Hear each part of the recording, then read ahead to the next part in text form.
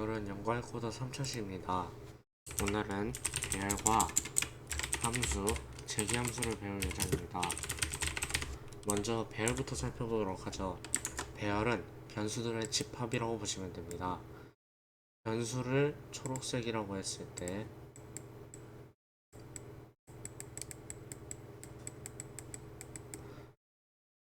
빨간색이 배열입니다. 그럼 이 배열 속에 초록색 변수가 이렇게 정해진 개수만큼 들어있는 것입니다. 이 개수를 배열의 크기라고 합니다. 배열의 크기는 배열을 선언할 때 옆에 대괄호를 붙이고 요 사이에 넣어주시면 됩니다. 자, 그럼 이걸 토대로 선언하는 방법과 불러오는 방법을 알아보도록 하겠습니다. 배열을 선언하는 방법은 간단합니다. 자료형, 배열명, 대괄호, 배열의 크기, 그리고 세미콜론을 넣어주시면 배열이 선언된 것입니다. 하나 예를 들자면 인트형 변수들이 개수가 100개인 배열을 만들어 보도록 하겠습니다. 자료형 int의 배열명은 array를 줄여서 a-r로 해놓고 사이즈 100개를 넣어주도록 하겠습니다. 이렇게 하면 선언되는 것은 끝난 것입니다. 이제 불러오는 것을 알아보도록 하겠습니다. 불러오는 것은 배열명, 그 후에 몇 번째 위치를 찾아올 것인지 위치 값을 넣어주시면 됩니다. 이 위치는 0부터 n-1까지 작용합니다. 이게 무슨 뜻이냐? 이렇게 100개가 있으면 첫 번째 위치는 0번이고 마지막 100번째 위치는 n-1번, 즉 99에 해당한다는 것입니다. 그럼 이를 토대로 첫 번째 값을 출력해 보도록 하죠. 단순히 이렇게 해주시면 됩니다. 근데 여기서 주의하셔야 될 점이 배열은 초기값을 넣어줘야 그 각각의 기본값이 들어가게 됩니다. 그게 아니면 이런 식으로 직접 선언을 해주셔야 합니다. 이렇게 선언을 해주지 않은 부분에는 난수가 들어가게 되어서 일명 쓰레기값, 즉 쓸모없는 값이 들어가 있게 됩니다. 이를 막는 방법은 애초부터 여기에 모든 초기값을 설정해 주던가 아니면 내부에서 선언을 전부 다 해주던가 아니면 이 부분을 함수 바깥으로 꺼내서 전역으로 만들어주는 겁니다. 이렇게 되면 자동으로 초기값이 0이 되게 됩니다. 이렇게 해서 출력을 해보면 0이 나오겠죠. 확인해 보도록 하겠습니다. 0이 나오는 걸 확인하실 수가 있습니다. 그러면 배열의 값을 저장하고 그를 불러오는 간단한 예제를 해보도록 하겠습니다. 먼저 배열의 크기를 저장할 변수를 만들어 주시고요. 그 크기를 스캔해 주도록 하겠습니다. 그 후 반복문을 통해서 n번 반복하도록 하고, 여기서 주의하셔야 될 점은 위치는 0번부터 시작한다 였습니다. 그리고 각각의 값들도 전부 스캔을 해주면 배열에는 우리가 넣은 값이 들어가게 되는 것입니다. 그럼 이를 출력을 해봐야겠죠. 똑같이 반복문을 만들고 스캔f를 printf로만 바꿔서 불바꿈으로 확인을 시켜주고 array i번째 위치 이렇게 넣어주시면 n번 반복하면서 입력을 받고 출력을 하게 될 것입니다. 확인해 봅시다. 먼저 크기 간단하게 5를 넣도록 하겠습니다. 이 속에 들어가는 값들은 21억을 넘겨서는 안됩니다. 원래 21억 하고도 더 자세히 들어가지만 간단하게 21억이라고 지칭하도록 하겠습니다.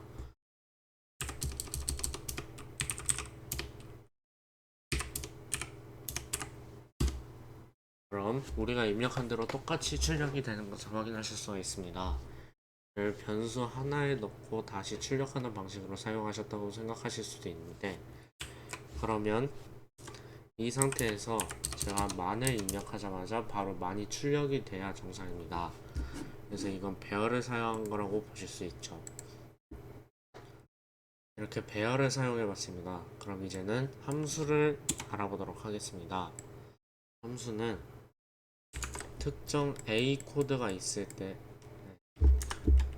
함수는 특정 A 코드를 가지고 있을 때, 이 코드가 여기서도 한번, 이 코드가 첫 번째 줄에서도 불리고 19번째 줄에서도 A가 불리고 뭐 n번째 줄에서도 A가 불렸을 때 이렇게 중복이 되는 코드들을 이렇게 각각을 수정하지 말고 이들을 통틀어서 한 번에 수정하게끔 도와주는 그런 게 함수라고 보시면 됩니다. 그러면 함수를 만드는 법을 알아보도록 하겠습니다. 함수도 선언하는 방식이 그동안과 비슷합니다. 먼저 자료형을 받고 함수명, 그 후 소괄호를 열은 후 자료형의 변수명 혹은 배열명을 받아서 인자를 받게 됩니다. 인자는 이 함수에 넘겨주는 값을 의미합니다. 그 후 중괄호를 열고 중괄호 사이에 코드를 넣어주면 함수가 완성이 되는 것입니다. 여기서 함수에서 자료형은 한 가지가 더 포함이 됩니다. 바로 보이드입니다. 함수에서 자료형은 이 함수가 어떤 형태의 값을 반환할지 결정해주는 부분인데, 그럼 int가 들어갔을 때 int를 출력해주고 플롯이 들어갔을 때 플롯을 뽑아내주게 되는데, 이 void는 함수가 어떤 것도 반환하지 않겠다는 뜻이 됩니다. 그럼 간단하게 더하기를 해주는 함수를 만들어 보도록 하겠습니다. 이름은 간단하게 플러스라고 짓도록 하고요. 인자는 배열을 넣든 변수를 넣든 상관없다고 했습니다. 전 변수 두 개를 받도록 하겠습니다. 중괄호를 열어주시고 가운데 return, 이것은 요 뒤에 오는 값을 반환해 주겠다는 뜻입니다. 이렇게 되면 a 플러스 b를 이 플러스 함수가 반환을 해주겠다는 게 되죠. 이 부분을 지우도록 하고, 그럼 함수가 정상 작동하는지 확인해 보도록 하겠습니다. 함수를 불러오는 방법 또한 함수명에 소괄호를 넣고 이 속에 우리가 원하는 값을 넣어줘야 합니다. 입력을 받아서 하도록 하겠습니다. 여기서 이렇게 변수명이 겹치면 안 된다고 생각하실 수도 있지만, 이 두 변수는 함수 바깥에 있는 전역 변수가 아닌 각각의 함수에 들어가 있는 변수이기 때문에 서로에게 간섭을 주지 않습니다. 따라서 다른 함수에서는 같은 변수명을 사용해도 상관없습니다. 이들을 입력받아 주도록 하고요.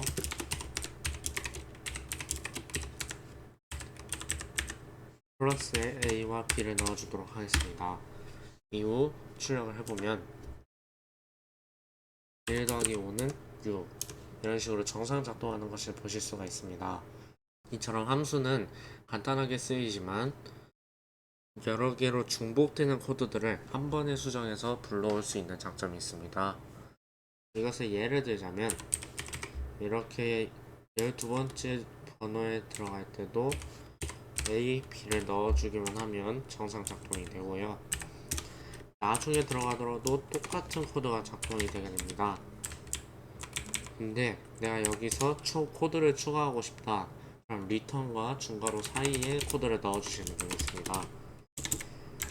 함수가 불러와졌습니다 라고 출력하도록 하겠습니다.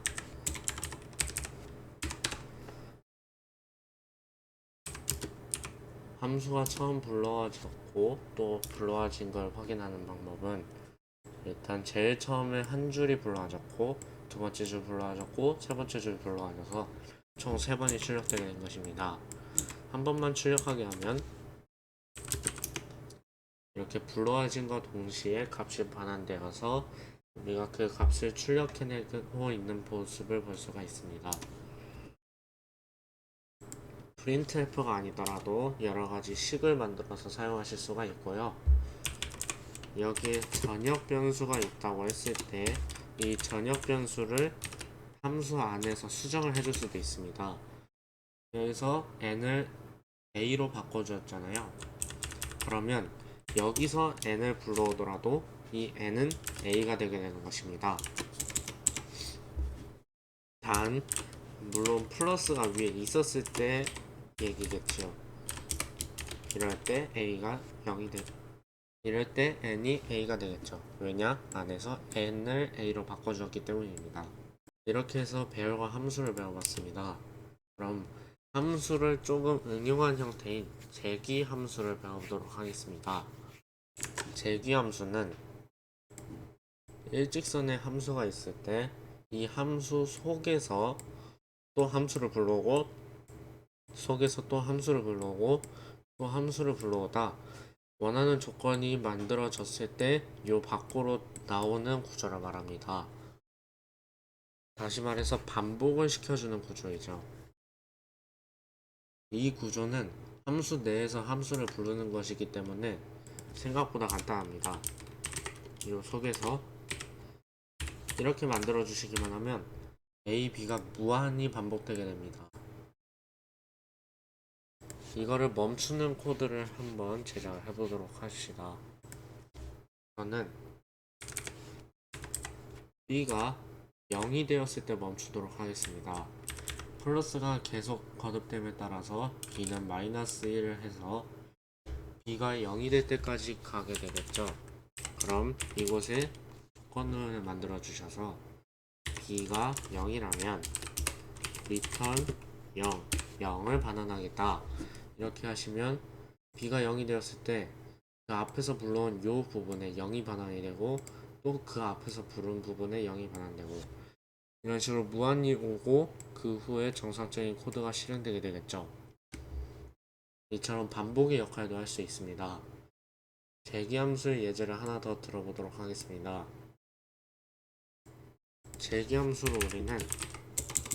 재기함수로 우리는 팩토리얼과 피보나치 수열을 구현할 수 있습니다.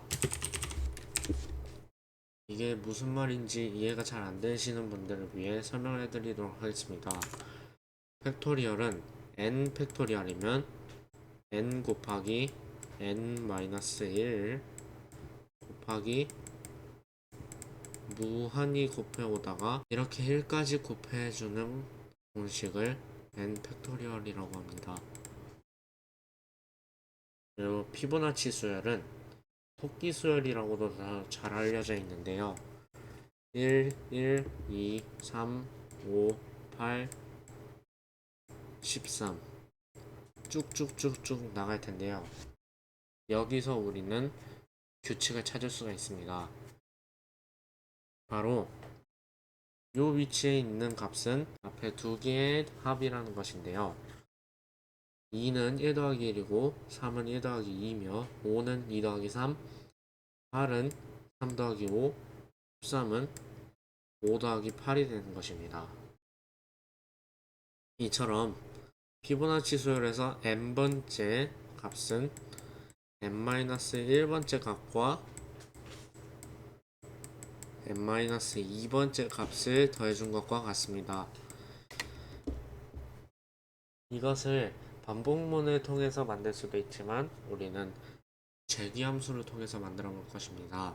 피보나치 수열은 무한한 수열이기 때문에 n번째 자리의 숫자를 구하는 것으로 하도록 하겠습니다. 값을 반환해 주어야 하는데 그 값이 자동 수량이기 때문에 int를 넣어주시고 피보나치즘은 전 단순히 search라고 하도록 하겠습니다.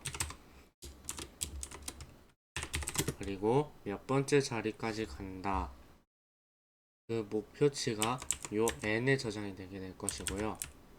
지금 현재 어디까지 와 있나 그거를 함수의 인자인 idx 변수로 넣어주도록 하겠습니다. 그리고 앞에 두 값을 넣어줘야 하겠죠. p1과 p2로 넣어주도록 하겠습니다. 지금 고려해야 될 게 n번째 자리라면 P1 플러스 P2를 리턴해 주도록 하겠습니다. 그게 아니라면 search 함수를 한 번 더 돌려서 재기를 시킨 값을 리턴을 해줘야겠죠. idx는 하나만 더 해주면 되고 P1이 idx-1, P2가 idx-2라고 했을 때 P1은 P1 플러스 P2가 될 것이고 P2는 P1이 되게 될 것입니다. 이러고 세미콜론을 넣어주시면 끝났습니다. n을 입력받고요. 값을 출력해 주도록 하겠습니다. 함수 인자에는 1, 0, 0을 넣는 게 맞으나 그렇게 되면 첫 번째 값이 0이 돼야 하므로 모순이 생기니 두 번째부터 시작하도록 하겠습니다. 그리고 앞에는 1이 될 것이고 그 전에는 0을 넣어주면 두 번 값이 1로 정확하게 나오게 되겠죠. 자, 이렇게 되면 idx가 2일 때부터 감지를 하게 됩니다. 그렇다면 한 가지를 추가해 줘야겠죠. 1일 때는 받지 못하니 n이 1일 때는 따로 출력을 해주도록 하겠습니다. 그냥 1이라고 출력을 해주고 아닐 경우에 이 코드를 실행시키도록 else를 넣어주겠습니다. 그리고 실행을 시켜보면 첫 번째는 1, 두 번째는 1, 세 번째는 2, 네 번째는 3, 다섯 번째는 5, 여섯 번째는 8, 1, 2, 3, 5, 8 그리고 하나만 더 해보겠습니다. 13까지 나오는 걸 보면 앞으로도 계속 작동을 잘 할 것이라는 뜻이겠죠. 이렇게 해서 피보나치 수열을 구현하는 방법을 알려드렸습니다. 그럼 여러분은 팩토리얼을 구현해 보십시오. n을 입력받아서 n 팩토리얼을 출력하되 반복문을 쓰지 말고 한번 만들어 보세요. 이게 오늘 과제입니다. 오늘 수업은 여기까지입니다.